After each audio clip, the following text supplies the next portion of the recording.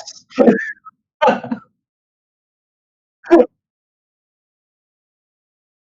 Yes, good. Very, very excited. It's round three, and we have ourselves a very interesting matchup here. We've got Philip playing Mewtwo, which we are currently looking at. And on the other side of the field, we've got ADP Zacian from Liam. So this is going to be a really interesting game here. These two decks have seen a lot of play against each other in the past. And I know Australian world champion Henry Brand is a massive fan of Mewtwo and Mew Tag Team GX. So it's a shame that he doesn't get to talk about this one, but I'm happy to do it for him.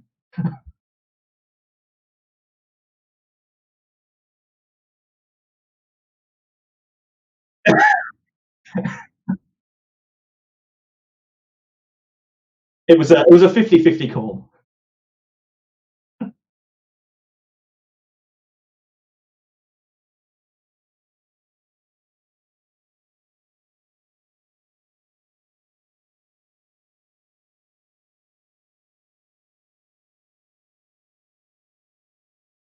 And still doing a little bit of thinking, does go for it. And then the Dead AGX discards the hand to draw six. We're going to be looking for presumably welders floating around at some point to try and get those energy attached as quickly as possible.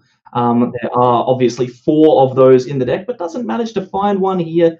Got a quick ball, maybe discarding a Reshiram and Charizard, possibly a Giant Heart. So there's ways to thin the hand out to use Crobat, but if he does use Giant Hearth to find those discards, then there's obviously going to be two more cards in the hand to stop the Crobat from getting maximum value. Mm. Well, I mean, potentially seeing Zacian on the opponent's side of the field means that a fire type attacker could be particularly useful, but maybe it's just the fact that Zigzagoon doesn't really come up too much in this matchup.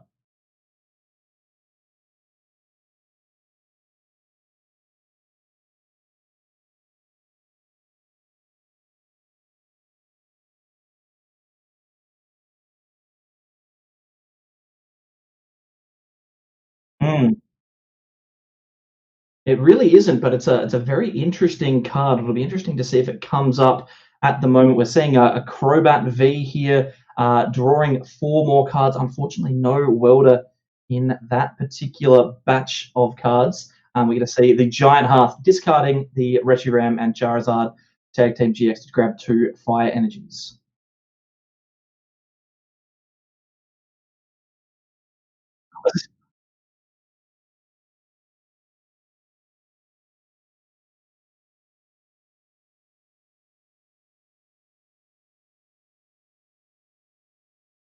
That is true. I got very confused. I was just looking at the amount of cards that are on the other side of the field, and I was like, that is a lot of cards for turn one. Must have mulliganed for a long time.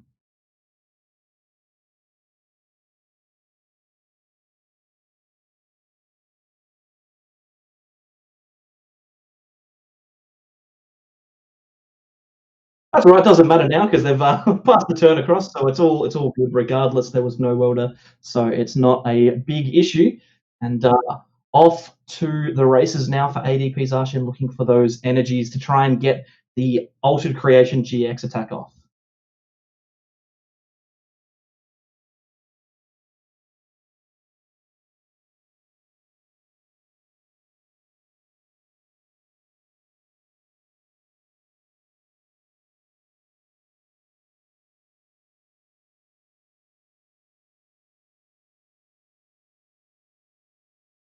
Yeah, it certainly is. And if we do see a couple of those in this particular list, then we will see a lot of energy acceleration. I'm just taking a look now through the trainers in that specific list. I don't actually think that the turbo patch is there. We do have metal source of those, so there is still some energy acceleration. We've actually seen a lot of ADP opting, instead of putting in the new turbo patch, just go with the old faithful. Four metal saucer is usually going to be enough.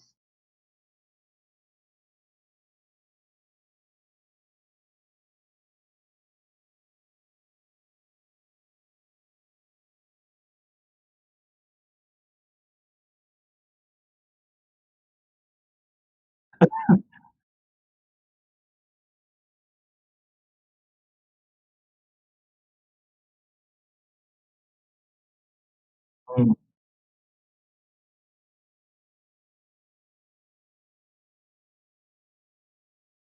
This is an interesting route of play here. We could potentially see like an altered creation, but without the added effect. It would still give the 30 extra damage, but just wouldn't give up the extra prizes. But I mean, if you're playing with Mewtwo and Mew Tag Team GX, you're going to be taking 3 prizes anyway.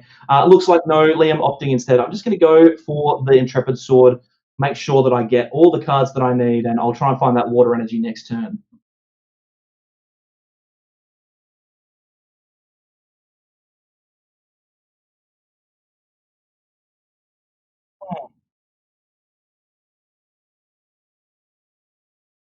It's always easier to see the route of play when you can see the cards in the hand. Obviously, we can't from this perspective, but there's obviously a strategy that is being used here. We're seeing Philipp use Cherish Ball, eyeing off that Solgaleo GX with Turbo Strike. This is a card that has been used in combination with Mewtwo and Mew for a long, long time. 2 colorless energy and allows you to accelerate some energy from your discard pile to the Pokemon in the field of play. Quick Ball manages to discard it into the discard pile, obviously, and we'll see some extra energy attachments here.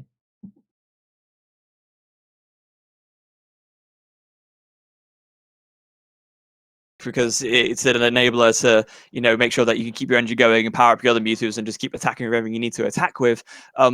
Yeah, again, just looking through like more of this list, even like probably would have seen there for those of you watching at home going through the deck list, there are some fascinating tech attacker choices in this Mewtwo and Mew list, probably more than I've seen in like a very long time. You got the Incineroar GX there already. We also saw the Silvally GX. That's not something you see very commonly, and the Sigilift GX as well. It's all sorts of crazy stuff going on. There's a lot of tech attackers, as you mentioned, and obviously it's really tough from the outside in with these Mewtwo decks to really drill down to the reason that these cards have been included. Because I mean, in talking with Henry when he was building his Mewtwo list, he had specific reasons for including all of his specific cards, and there's probably a specific reason for example, that Silvally GX or the Sigilift GX, but I can't tell you off the top of my head why. I'm just presuming that obviously Philipp knows the deck better than I do. Yeah, it's got to be it. Speaking of sort of knowing the deck, very nice heads up play here from Philipp as he does opt to go for the Turbo Strike, but not attaching to another Mewtwo, instead attaching to the Victini V on the bench. This has been another key inclusion for the Welder-based Mewtwo decks, just because it has that really powerful attack that does the 2 fire energy, 30 damage times the amount of energy attached to both players' active Pokemon. So this is a really good counter against Zacian V, because of course with 2 energy on the Victini V, as long as there's 2 or more energy attached to the Zacian V, it is a KO after weakness. It certainly is. Do need to be careful though of that Cape of Toughness, which is brand new from the Darkness Ablaze set. Adds 50 HP to a basic non-GX Pokemon, and that includes V's. So you are allowed to attach it there. Means that Zacian now has 270 HP. It's not going to be too tough for a Victini to knock out, but it's important to remember. Yeah, so it means you're going to need, that 1 extra energy potentially. Although if Liam wants to actually attack with the Zacian V, it will already be in like a position to be KO'd, which is just like a little bit unfortunate. It really is. I actually really like the 120 damage on the ADP here as well. From Philipp's perspective, means that potentially we can get a knockout with the Naganadel GX. That will snipe 180, 160 damage, something like that. Can't remember exactly how much, but it's enough to knock out an ADP, and that's the key. We're seeing the ultimate array here from Liam to deal 150 damage and accelerate 3 energy from his deck. Okay, so yeah, there is the ultimate ray, 150 onto the Mewtwo and Mew. Then we go for the Cherish Ball here. Just the only 4 left in deck of the Makago, the Incineroar, the Naganadel, and something else I just missed. The Naganadel GX is another thing that's always been like a key feature of the Mewtwo and Mew decks, just on the basis of being able to snipe a Dedenne GX on the bench for 170 damage is usually like a game ender, as it were. It's usually bodes pretty well. Certainly does, and it looks like Philipp is really eyeing off this Incineroar GX, perhaps thinking that a Darkest Tornado could be an option. Use up his GX attack, but would get the knockout instead. No, I'll just go for the Magcargo GX and we can discard that one straight away with Giant Hearth, find 2 fire energy, and then attach them straight away with Welder. So good combination play there to be able to get all of these energies in play nice and quickly. It's just a matter of where do they go? Do I put them on the Mewtwo and Mew-GX that's already got damage, or is it better on perhaps a Victini V? Yeah, that's a tricky thing. So there is the Welder. So 2 fire energy going on to the active, 3 cards drawn. A lot of different. This is a really tricky thing when you're looking at Mewtwo, just because there are so many, different. So many options. Yeah, it's hard to know which one's the right one at any given time. So there is the Primate Wisdom as well. Putting back the Welder is just going to draw into it next turn, I guess. And it looks like it's just going to be just a Flash Strike for the KO. Yep, copying the Reshiram and Charizard tag team GX. Yeah, guarantee those 3 prizes now and try and find the others a bit later. There's the Charizard GX from Hidden Fates. I really like the Mewtwo to the top with the Rangaroo there. It's a really good play to be able to guarantee that you're going to draw some cards next turn. That Giant Hearth realistically could stay in play. There's always a chance that it will be discarded, but you'll be able to grab 2 fire energy and use the Welder at your top deck. So no matter what your opponent does, whether they mana you or not, you'll be able to grab those cards back. Mm-hmm. So here we go again. Like, this is going to be a really tricky position here because obviously, Liam can get the KO here with the Zacian V, but it's going to be for 3 prizes, not the 4, because the ulti creation has yet to happen. There's another quick ball discarding a Jirachi. We're going to grab the Eldegoss, so look, we can use that to grab a supporter from the discard pile, of course, and just go for the Marnie, thinking, his hand looking a little bit too big. And that's why that Rangaroo play is really, really huge here, because now obviously guaranteed to top deck it. There it is, clicking on it, being like, I knew this was going to happen. Yeah. By the way, I just noticed from looking at the chat, apparently everyone couldn't hear me for a while, so apologies for that. But I think from what I understand, the audio is back now, so you should be able to hear me all a-okay. There is the Brave Blade over there from the Zacian V. Yep, indeed, going for the KO, leaving a 270 HP Zacian had to find a way to knock out somehow by Philipp. What has he got for us? It is a really big Zacian there, and the worst part is you can easily get the knockout on the Zacian using Victini V, but he might need to overcommit a little bit here and doesn't have another attacker lined up. So you're going to have to hope to grab something maybe off this Acro Bike. Yeah, but yeah, possibly so. I mean, we know that worst comes to worst, Philipp can just take the KO with the Victini here. There's enough energy on that you can just bring that up and do the attack to knock out the Zacian V. But then, of course, the other Zacian V just comes up and KOs back, and then he's still left in the same position, and then he really has nothing to follow up on. Yeah. It's very, very tricky. A reset stamp is a very good find, though. That will Liam's hand is looking quite big, so being able to cut that down to 3 cards will probably provide him like the reassurance he needs. It's just a real shame he wasn't able to find like another Mewtwo. That would be ideal right now because he's got the Welder in hand as well, and that Arceus Dialga and POG Championships on the bench is sitting pretty with like the other 3 prizes to take. Yeah, so the Welder now, just for the 1 energy, holding the other in hand, trying to find another attacker that you could potentially attach to. And that Acro Bike is really huge. Having the Cherish Ball here, that could potentially be another Mewtwo if he chooses to chuck that one down now. Yeah. Look for the deck, there are 2 left, so one's going to be an easy pickup here, you'd think.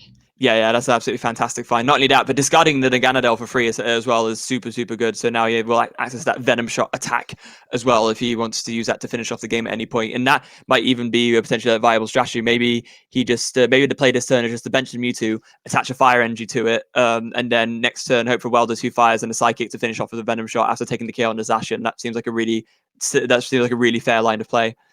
It really does, and it looks like that's the direction that we're going here. Primate Wisdom will put something back on top of the deck. We can see a little bit of hesitation here, trying to make the right decision.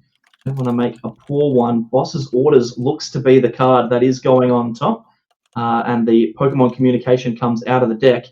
We see the reset stamp now to 3 cards on Liam's side of the field. Yeah, so there we go. The energy burst taking knockout there, 360 damage on the Zacian V there. It's enough, I think. That's enough. That's acceptable. I'm not going to say no to that. No, yeah, absolutely. Up comes the Jirachi then. So now it's going to be on Liam just to... He doesn't need that much to care here. He does just need, of course, that extra metal energy and a way to switch out the Jirachi, and then you can just KO the Victini fairly easily. And then it's just going to come down to, can Philipp find the Psychic and the second fire he needs to finish off the game with a Venom Shot on the Dedenne GX?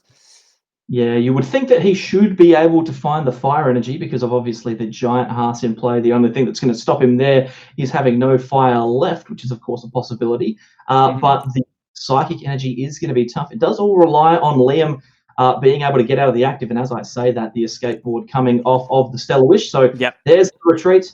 You're going to see the Zacian come into the active now and take 2 prizes. It's on a knife's edge here. We've got 1 prize left to take for each player after this Brave Blade. Yeah, exactly. So Liam finding exactly what he needs just to retreat there and do the Brave Blade for the KO on the Victini V. So now I imagine we'll see Philipp send up the Oranguru with the air balloon on it, and it's just about the dig. Can he find those combo pieces that he needs to win?